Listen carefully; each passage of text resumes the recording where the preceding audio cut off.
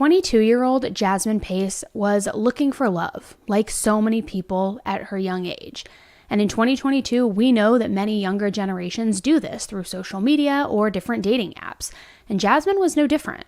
And Jasmine did meet someone. She was swept off her feet like a modern-day fairy tale, and she started a relationship with her Prince Charming. But her new boyfriend wasn't Prince Charming at all, but rather the worst kind of villain from all of those love story fairy tales. Hey guys, I'm Elise. This is 10 to Life. Go ahead and smash that like button, smash that subscribe button, and let's get into it. 10 to Life with Elise starts right now. Jasmine Pace was 22 years old and lived in Chattanooga, Tennessee. She was a student and was studying at Chattanooga State Community College. While in school, she was also living at her parents' house while being a full-time student. Jasmine had a lot of friends and a very supportive family, and she was an ordinary 22-year-old, just starting out her life and figuring out her path. Like most young adults, Jasmine used dating apps to meet potential dates, and eventually she hoped to find a boyfriend. And she did. Jasmine started dating a guy by the name of Chen after they met on one of these dating apps. Jason also is 22 years old and going to school in Tennessee, and he goes to the University of Tennessee in Chattanooga. On Tuesday, November 22nd, 2022, Jasmine went over to Jason's apartment after leaving her parents' house. Earlier in the day, according to phone records, Jasmine and Jason spoke on the phone for an hour and 11 minutes. Jason lived at 110 Tremont Street. And once Jasmine got to Jason's apartment that night, she texted her mom and brother saying that she was going to be staying at her friend Emma's house for the week. However, this was unlike Jasmine because Thanksgiving was just 2 days away and she always spent the holidays with her family. So after receiving a text like that, her mom and brother were puzzled because that was just so out of character for Jasmine. She would never just nonchalantly say, "Hey, I'm not coming to Thanksgiving, I'm staying at my friend's house for a week." So in the early hours of Wednesday morning, November 23rd, at 2:18 a.m., Jasmine sent her mom a text message with a pin to her location. But this text message went unnoticed. Then weirdly, on November 26th, 2 days after missing Thanksgiving with her family, Jasmine posted to her Facebook saying, "Thanksgiving with my baby," with a picture and a few videos. Jasmine's friend Emma, the one that allegedly Jasmine said she would be spending the week with, noticed that the videos included in the post were old. Those were saved videos taken on Snapchat and in her Snapchat memory file on the app. I blurred out the picture on the left, but it's a selfie that Jasmine had taken wearing lingerie. Jasmine's friends and family said that she would never post something like this to her Facebook in a million years, and they knew that it could not be Jasmine posting this. So after seeing the post, Emma called Jasmine several times, but she never got a response. She texted her begging her to please answer or to call her back because she knew that something was wrong, and she was completely upset by this whole situation. Emma got a response from Jasmine, but it was on Snapchat, and the response came from Jasmine's account, and it said, "I need time alone, give me a break, dang." Jasmine's parents and siblings got similar responses and messages from Jasmine's phone, saying she would call them later. But still, nobody had actually talked to Jasmine on the phone to know if she was okay. The last place we know she was at Jason's apartment, but she had been lying, saying she was spending the time with her friend Emma. So let's talk about Jason for a minute. People who knew Jason and old classmates of him say that he had a history of stealing phones and stealing from his jobs. And even creepier, he also had a history of impersonating people online. So at this point, everybody believed that Jason was behind the messages and the posts that were coming from Jasmine's phone. On the evening of November 26th, the same day that bizarre Facebook post was made, Jasmine's mom, Katerina, used the My Chevy app to track Jasmine's car. Her car was found after it had been moved to Signal View Apartments at 900 Mountain Creek Road. The car doors were locked and nobody was in the car. Katerina could tell that the driver's seat was moved very far back, which set off alarm bells because Jasmine was just 5'2". So Katerina immediately called the police. When they arrived, she told them that Jasmine had been missing since the 22nd. And I also want to point out how far away her car was when it was found from Jason's apartment. It was about 4.5 miles away, a 12-minute drive. not very far at all. On Sunday, November 27th at 6:55 a.m., patrol officers responded to a call from Jasmine's parents and met them at 110 Tremont Street, Jason's apartment complex. Katerina told police that she had received a pin drop from that location sent at 2:18 a.m. that previous Wednesday, but she tells him that she hadn't seen it until she had scrolled back up and looked at her messages, which I can totally see how that would happen, especially if a message is sent overnight and you're sleeping. You never received pins like this in the past, so I'm guessing she woke up, sent Jasmine a bunch of texts wondering where she was, and then she wasn't answering and the pin was just buried in that thread above. Jasmine's mom and dad went to that address, spoke with residents, and figured out that Jasmine's boyfriend Jason did in fact live there and lived in apartment 210. Somehow, they entered the apartment, and that's where they found Jasmine's driver's license and multiple credit cards, but they didn't see Jasmine or Jason there. Katerina also told police that she spoke to a neighbor that heard a loud thud and someone screaming at 2:15 a.m., 3 minutes before Jasmine sent the pin location to her mom. That neighbor said that she called the police and that police confirmed this, but said that they were unable to make contact with anyone in the apartment. Which this just pisses me off, because in a lot of these cases, when we hear a report of a 911 call being made and somebody hearing or witnessing somebody in distress and screaming, but then the police go there and no contact can be made, shouldn't there be some sort of protocol to where you go in the residence even if no contact is made and nobody answers the door? Because clearly something distressing was happening inside the house. Nobody's going to willingly just open the front door and be like, hey, yeah, here I am. So what, you make no contact and you just leave? It pisses me off. Jasmine's parents went to the police station to talk with the police more and told them that she had home security footage of Jasmine leaving their house on the 22nd at 11:37 p.m. After a formal interview with Jasmine's parents, the police executed a search warrant on Jason Chen's apartment. Officers initially saw evidence of blood transfer from the living room hardwood, bathroom grout, the master bedroom's carpet, and blood spatter on the bathroom wall. There was also a Walgreens bag with cleaning supplies on the couch. Then the officers used Blue Star forensic blood reaction, also known as luminol, on the scene. Police saw an extremely large reaction in the living room, the master bedroom, and the bathroom. Police said that this indicated that there was a large volume of blood and that a cleanup occurred. Additionally, they noticed that the whole apartment had been cleaned in general. All the trash cans were emptied and there were glass fragments on the floor. All of this led police to believe that there was evidence of a violent physical altercation at the apartment. The next day, detectives spoke to one of Jason's neighbors. This neighbor had Ring doorbell surveillance, and it showed Jason leaving his apartment without Jasmine 1 minute before her car was moved on Wednesday morning. In that footage, he had a scarf wrapped around his head, covering his face. He had sunglasses on, and his hand was in his right pocket.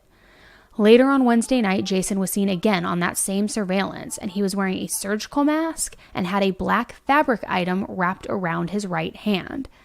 Detectives also interviewed several neighbors who all said that they heard sounds like objects were being thrown and a loud, continuous female scream coming from that apartment. Detectives also obtained surveillance video from the Walgreens that Jason visited on Wednesday and later had left that Walgreens bag on his couch. Jason actually went to Walgreens twice that day. Once, he came in and bought 2 bottles of peroxide and bandages. Then on his second trip, he bought rubbing alcohol, 2 more bottles of peroxide, and a 6-pack of paper towels. Now, if all of this wasn't enough to nail Jason, investigators obtained traffic cam footage where they can see Jasmine's car being driven to the Signal View condos by an individual in a scarf with a hood, that same thing that Jason was wearing in his neighbor's surveillance footage.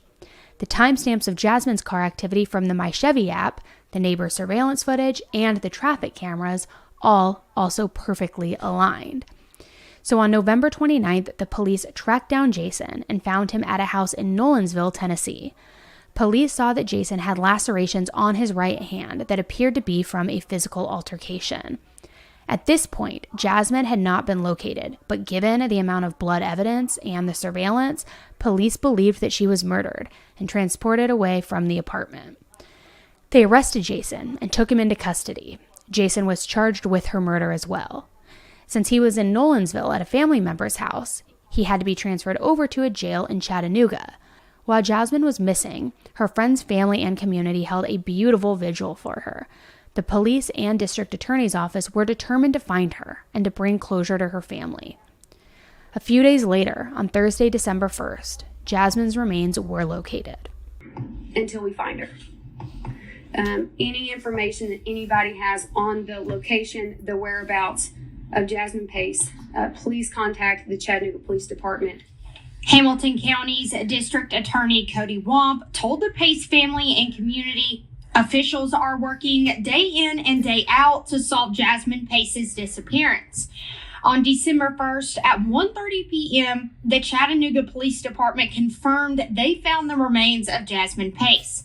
Upon the news of Jasmine's remains being found in Sunk Creek, her friends, family, and community were just devastated. Many friends took to social media to describe Jasmine because they wanted people to know the real her.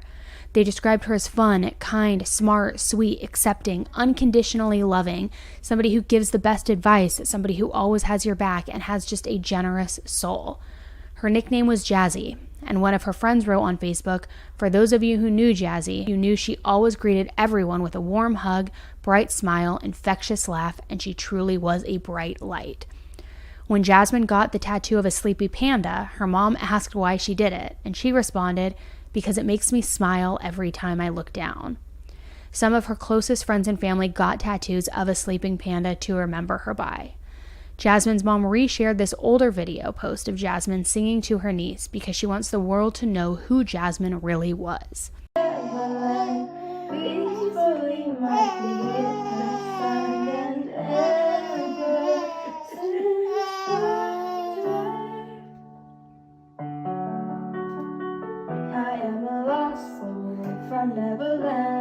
Not long after, Jason had a bond hearing scheduled for Tuesday, December 6th, but he was only in court briefly because it was rescheduled to Friday, December 9th. The light is extinguished, and how do you keep the world a lit place? How do you keep it bright and beautiful?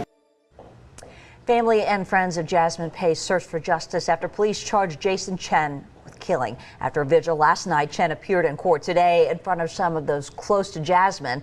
You can see her mother staring at the accused killer. And her mother trembled as the man sat on the other side of the courtroom. News Channel 9's Jordan Karnback has some of the highlights about what happened there today. It's been less than a week since police discovered 22-year-old Jasmine Pace's body. Now, the man that police say she had been seeing for several months faced a judge for the first time. Silence filled the courtroom when Jason Chen walked in. As family and friends of Jasmine Pace, the 22-year-old he is accused of murdering, watched from the gallery. Jasmine's mother, Katrina, stood and stared Chen down. You can see her hands are shaking. State's here on the case of State versus Jason Chen. Jasmine's cousin wrote to us saying the Pace family has, quote, had enough and will not settle till we simply get justice once and for all. Chen went before a judge to set his bond for a criminal homicide charge he faces. But Chen's attorney asked the judge for more time. That at the request of the defendant, we'll ask for a bond hearing on Friday. Hamilton County District Attorney Cody Womp says they are pursuing first-degree murder charges for Chen.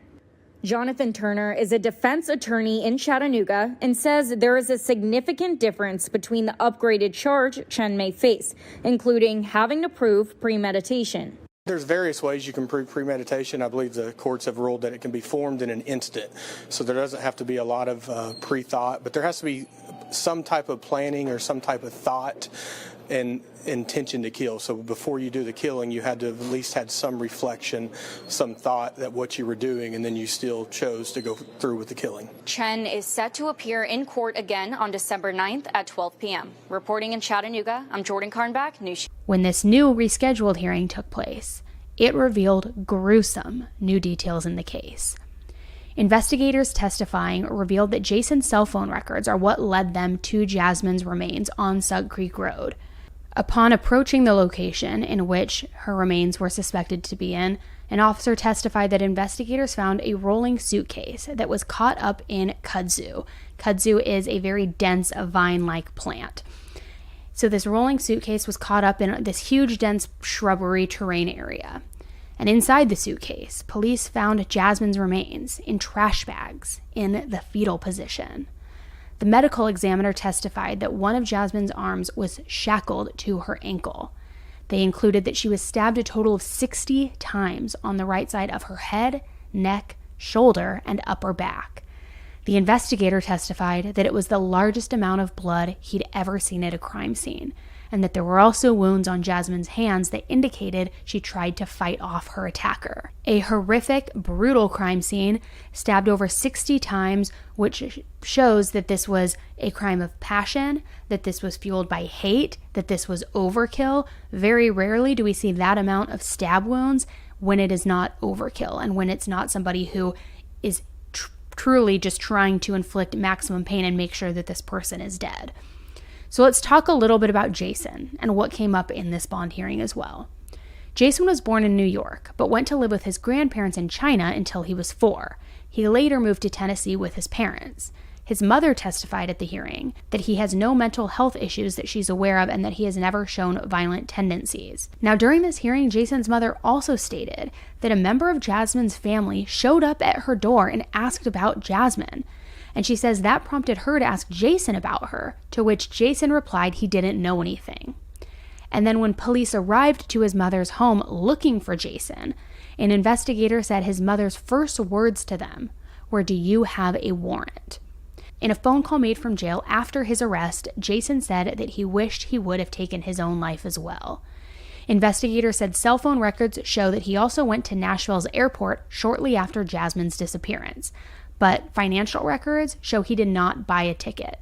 He possibly had the intention to flee, but then didn't actually execute the plan.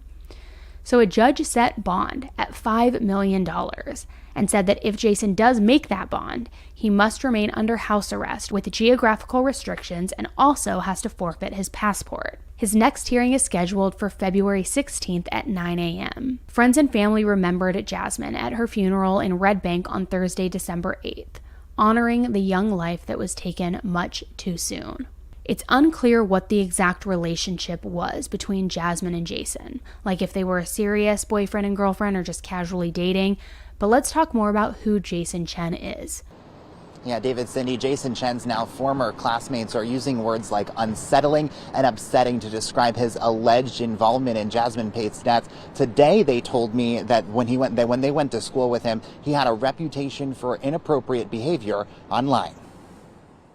And it just made me sick to my stomach. Addie Raymer says it took her a while to wrap her head around accusations against Jason Chen, the man accused of killing Jasmine Pace. She went to middle school with him before he went on to attend and graduate from Nolensville High School. His personality is just very off, and he's not very good at social cues and things like that. Raymer says Chen built a reputation of inappropriate online behavior. She says he would often create fake profiles of classmates, pretending to be them while chatting with other students. Raymer says it happened to her. It just basically felt like he was trying to delve more into my life. She says these messages are from him pretending to be a friend, not asking anything inappropriate, but asking her if she wanted to hang out after school. He admitted that he was doing this? Mm-hmm. Jason Chen's arrest warrant. We're all just kind of really uneasy. Julia Carroll lives in the apartment complex and is a senior at UTC, where Chen is also enrolled. They said he kind of gave off just like a weird vibe, like this kind of unsettled people with just kind of how he behaved. It's unsettling to the people who interacted with him, his neighbors and former classmates, who say Jasmine's death is hitting too close to home. Everybody had known him to be really odd and just not very socially there. First of all, what a creep. There have been reports that Jason wasn't using some of his own pictures on dating profiles, but instead using someone else's photos that looked similar to him. Most of the photos are far away, like this one, or with a scarf wrapped around his head, so you may not initially notice it at first. This poor innocent guy whose photos were being used spoke out on TikTok to clear things up. This is Jason Chen. He is 22 and lives in Chattanooga, Tennessee as well. So basically, everybody been hitting me up saying somebody using my photos, and I would like to address that. Yeah, the first photo she just showed was Jason Chen, but the next two photos throughout the video are actually photos of me, and I'll prove that later on, but yeah. So here's one of the photos on Jason's Visco. It was posted on January 24th, 2022. Then here's mine on my Visco, posted on January 3rd, 2022. And then here's another photo on Jason's Visco, posted on November 10th, 2022. And then here's mine on my Visco, posted on September 13th, 2022. Another one on Jason's, December 23rd, 2021. And then here's mine on my Visco, March 25th, 2019. Now, a couple months earlier, actually, he made a Tinder account with some of my photos in it. He took this one from Instagram. You see? So here's some proof. This is my motorcycle in my car license. It says Taylor Hahn right there. So I kind of got framed. I thought we didn't look alike. But I guess if I cover up half my face, I guess the eyes. But I feel like my eyes are more Asian. And I did not know he was using my photos, nor would I allow that shit, because that's just weird. But I just felt like I needed justice. No hate to whoever posted TikTok. Hopefully y'all find Jasmine, but yeah. And if y'all don't believe me, y'all can look this up. Like, I ain't lying. I don't care enough to lie, basically. So, yeah. I mean, if we didn't already think that he was a psycho based on everything else, we definitely now know he was also a catfisher. I'm not sure what exactly will happen to Jason, but just based on the evidence released in the bond hearing alone is probably enough to put him away for a very long time, not to mention all of the physical evidence found at his apartment.